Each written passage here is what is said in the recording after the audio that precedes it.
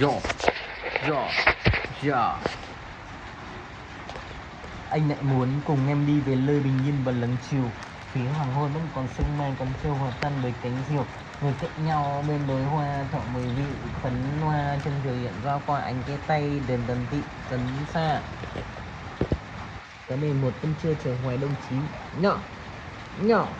Hay, hay, hay. Hay, hay, hay, hay, hay. Hay, hay, hay. Mưa, nhờ, đang mưa này. Nhờ.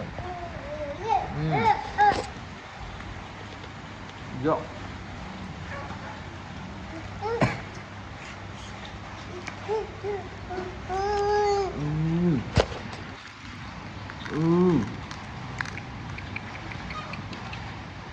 Ngon nhỉ.